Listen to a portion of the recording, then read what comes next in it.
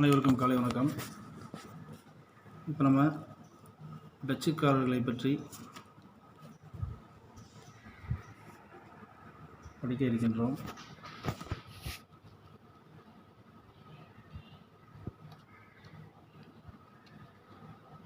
டச்சுக்காரர்கள்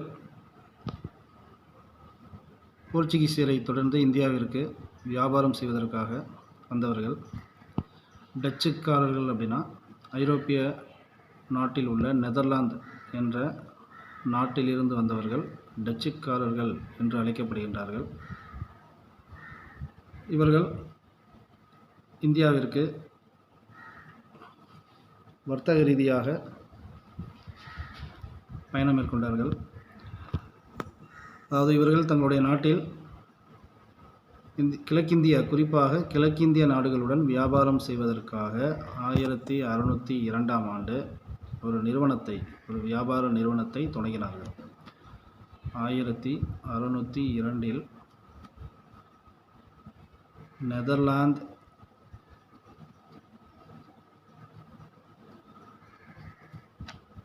ஐக்கிய கிழக்கு இந்திய கம்பெனி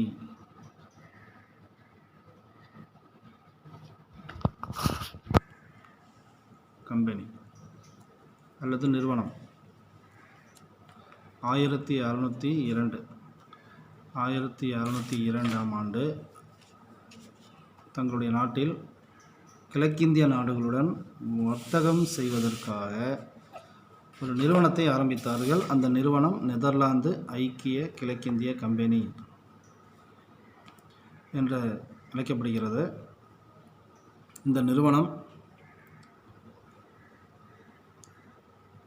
கிழக்கிந்திய நாடுகளுடன் வியாபாரம் செய்வதற்காக ஆரம்பிக்கப்பட்டது.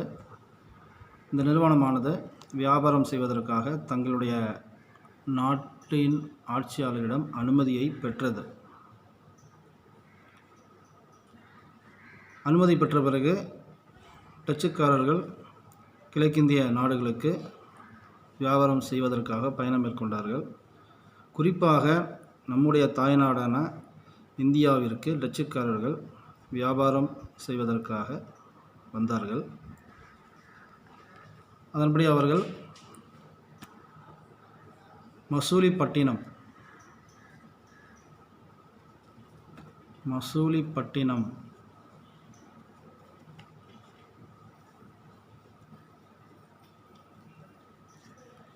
இந்தியாவின் கடற்கரை பகுதியான மசூலிப்பட்டினத்தில் ஒரு வர்த்தக மையம் அல்லது வர்த்தக மையத்தை ஏற்படுத்தினார்கள். அப்போ இந்தியாவில்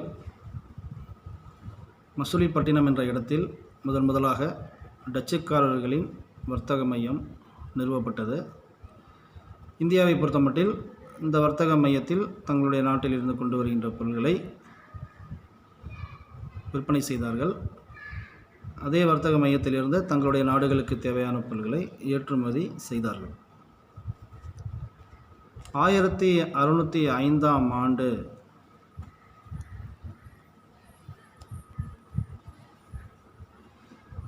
போர்ச்சுகீசியர்களுக்கும்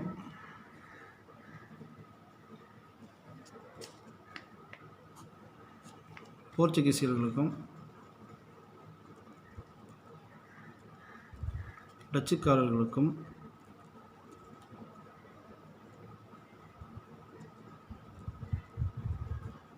போர் நடைபெற்றது. போர் ஏன் நடைபெற்றது என்றால் ஆதிக்க போட்டி நடைபெற்றது. போர்ச்சுகீசியர்கள் டச்சுக்காரர்களுக்கு உரிய அங்கீகாரத்தை வழங்கவில்லை. வியாபார ரீதியாக வழங்கவில்லை. எனவே டச்சுக்காரர்கள் போர்ச்சுகீசியரை வெற்றி கொள்ள நினைத்தார்கள். அதன்படி 1605ஆம் ஆண்டு போர் நடைபெற்றது. அதாவது இந்தோனேசியா நாட்டிற்கு அருகில் உள்ள ஒரு தீவு, அம்பாயினா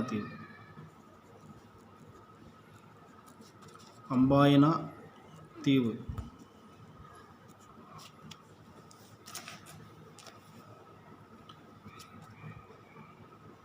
இப்போ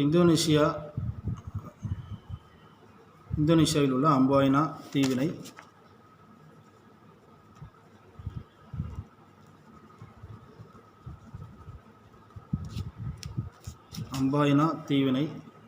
கைப்பற்றினார்கள். யார் கைப்பற்றினார்? டச்சுக்காரர்கள் கைப்பற்றினார்கள். அம்பாயினா தீவு டச்சுக்காரர்களால் கைப்பற்றப்பட்டது. அதாவது இந்தியாவை தாண்டி இந்தோனேஷியா, கிழக்கிந்திய நாடுகள், இந்தோனேஷியாவும் ஒரு கிழக்கிந்திய நாடு. இந்த கிழக்கிந்திய நாடான இந்தோனேஷியாவில் டச்சுக்காரர்கள் ஆதிக்கம் செலுத்துவதை போர்ச்சுகீசியர்களால் அங்கீகரிக்க முடியவில்லை. போர்ச்சுகீசியர்கள் தொடர்ந்து டச்சுக்காரர்களுக்கு தொல்லை கொடுத்து வந்தார்கள். இதன் காரணமாக டச்சுக்காரர்கள் போர்ச்சுகீசியர்களுடன் மோதலில் ஈடுபட்டார்கள். அந்த மோதலின் முடிவில் டச்சுக்காரர்கள் வெற்றி பெற்றார்கள். டச்சுக்காரர்கள் அம்பாயினா தீவில் தங்களுடைய வர்த்தகத்தை ஆரம்பித்திருந்தார்கள். எனவே அம்பாயினா தீவு தற்பொழுது டச்சுக்காரர்கள் வசம் வந்தது. எனவே டச்சுக்காரர்கள் அம்பாயினா தீவில் நிரந்தரமாக தங்கி வியாபாரத்தை மேற்கொண்டார்கள். இதன் மூலம் இந்தோனேஷியாவில் டச்சுக்காரர்கள் தங்களுடைய ஆதிக்கத்தை நிலைநிறுத்தி கொண்டார்கள். அடுத்தபடியாக இந்தியாவை பொறுத்தமட்டில் குறிப்பாக தமிழ்நாட்டில்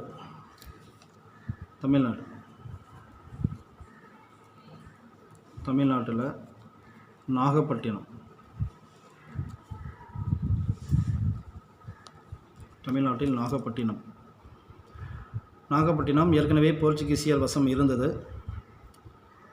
தமிழ்நாட்டில் உள்ள கடற்கரை பகுதியான நாகப்பட்டினத்தை போர்ச்சுகீசியரிடமிருந்து டச்சுக்காரர்கள் கைப்பற்றி தென்னிந்தியாவை பொறுத்தமட்டில்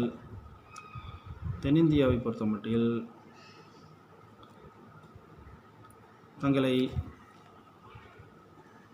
வலுப்படுத்தி கொண்டார்கள்.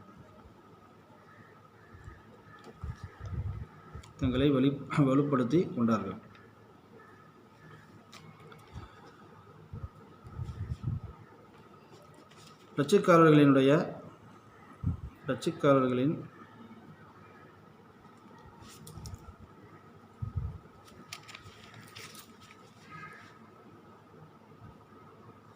தலைநகரம் அப்படின்னா பழவேற்காடு.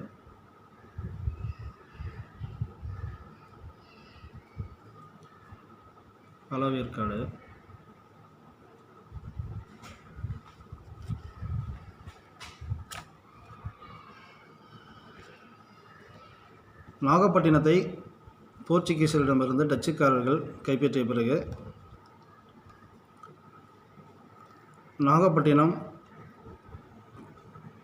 நாகப்பட்டினத்திலிருந்து வர்த்தகம் மேற்கொள்வது டச்சுக்காரர்களுக்கு எளிமையாக இருந்தது.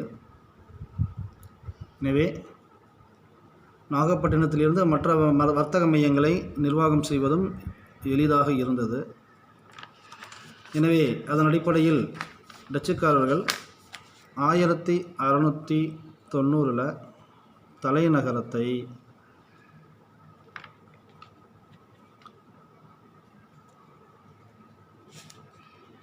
பழவேற்காடிலிருந்து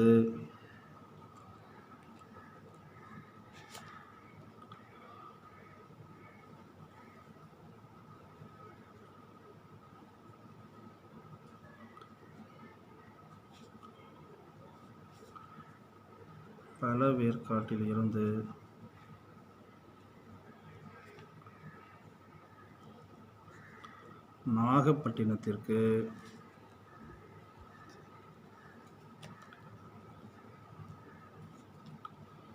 இடம் மாற்றினார்கள்.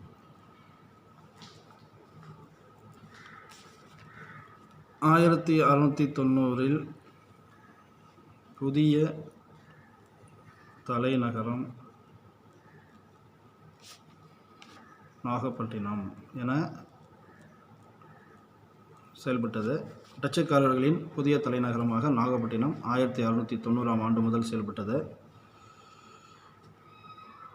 இதுவரைக்கும் நம்ம டச்சுக்காரர்களினுடைய வருகை, அவர்கள் எங்கு முதலில் வர்த்தக மையத்தை ஏற்படுத்தினார்கள்? அடுத்து அவர்களின் தலைநகரம் எது? அடுத்து இந்தியாவை தாண்டிய கிழக்கிந்திய நாடுகளான இந்தோனேஷியாவில் வியாபாரம் செய்யும் பொழுது அங்கு போர்ச்சுகீசியர்களுக்கும் டச்சுக்காரர்களுக்கும் மோதல் ஏற்பட்டது. அந்த மோதலின் முடிவில் டச்சுக்காரர்கள் வெற்றி பெற்றார்கள். அம்பாயனா என்ற இடத்தை தங்கள் வசப்படுத்தி கொண்டார்கள். அடுத்து இந்தோனேஷியாவில் தங்களது ஆதிக்கத்தை நிலைநிறுத்தி கொண்டார்கள். அடுத்ததாக போர்ச்சுகீசியர் வசமிருந்த தென்னிந்தியாவில் போர்ச்சுகீசியர் வசமிருந்த நாகப்பட்டினத்தை டச்சுக்காரர்கள் கைப்பற்றி தென்னிந்தியாவில் தங்களது ஆதிக்கத்தை நிலைநிறுத்தி கொண்டார்கள். அடுத்து டச்சுக்காரர்களினுடைய தென்னிந்தியாவை பொறுத்தமட்டில் டச்சுக்காரர்களின் தலைநகரமாக பழவேற்காடு இருந்தது. 1690ஆம் ஆண்டு தங்களது தலைநகரத்தை நாகப்பட்டினத்திற்கு இடமாற்றி கொண்டார்கள். இதற்கு அடுத்தபடியாக டச்சுக்காரர்கள் என்ன வர்த்தகத்தை மேற்கொண்டார்கள்? அவர்களின் வர்த்தக மையங்கள் எங்கெங்கு அமைந்திருந்தன? அடுத்த டச்சுக்காரர்கள் ஏற்கனவே போர்ச்சுகீசியர்களுக்கு போட்டியாளர்களாக இருந்தார்கள். அதேபோல் ஆங்கில வியாபாரிகளுக்கும் போட்டியாளர்களாக இருந்தார்கள். அடுத்ததாக டச்சுக்காரர்கள் போர்ச்சுகீசியரோடு ஏற்கனவே மோதலில் ஈடுபட்டு வந்தார்கள். அதைத் தொடர்ந்து ஆங்கிலேயர்களுடனும் அவர்கள் மோதலில் ஈடுபட்டு வந்தார்கள் என்பதையெல்லாம் அடுத்த வகுப்பில் நாம் பார்க்கலாம். அனைவருக்கும் நன்றி.